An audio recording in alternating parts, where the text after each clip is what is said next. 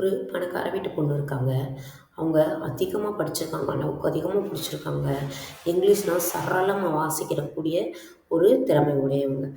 அவங்க என்ன பண்றாங்க அப்படின்னா, அவங்களுக்கு மார்க்கெட்ல எந்த ஒரு புது பொருள் வந்தாலும் வாங்கிரணும். இப்போ வந்திருக்கிறது குக்கிங் மிஷின் ஒண்ணு வந்திருக்கு. அத பார்த்தோன்னே விளம்பரத்த பார்த்தோன்னே வேகமா கார் எடுத்துட்டு போறாங்க. அத போய் வாங்கிட்டு வந்துடுறாங்க.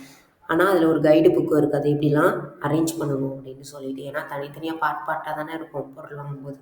பாக்ஸ் எடுத்து எடுத்து அந்த கைடு புக்க படிச்சு படிச்சு மாட்டி பார்க்குறாங்க. இவங்களால மாட்டவே முடியல.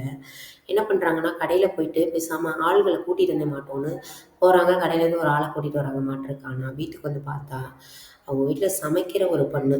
அதாவது படிப்பறிவே இல்லாதவங்க அவங்க. படிக்கவே இல்ல. அந்த புக்க பார்த்து கூட அவங்களால அரேஞ்ச் பண்ண முடியாது. ஆனா, அவங்க அதெல்லாம் அரேஞ்ச் பண்ணிட்டு சமைச்சுட்ருக்காங்க. இந்த பொண்ணு வந்து கேட்குறாங்க, "எப்படி நீ இத சமைக்கிற? எப்படி இதெல்லாம் அரேஞ்ச் பண்ண?" அப்படின்னு. "அம்மா, நீங்க அத பார்த்து படிச்சு உங்களோட அறிவ யூஸ் பண்ணணும்னு நெனச்சீங்க. ஆனா, நான் புத்திசாலித்தனத்த யூஸ் பண்ணி தான் இத வந்து மாட்டுனேன்னு" சொன்னாங்களாம். அதாவது நம்ம லைஃப்ல செயல்படுற விஷயம் நெறையா விஷயத்துக்கு படிப்ப மட்டுமே வச்சுட்டு இருந்தா அது சரி வராது. நம்மளோட புத்திசாலித்தனத்தையும் யூஸ் பண்ணணும் அப்படின்றதுக்கான ஒரு ஸ்டோரி தான் இது.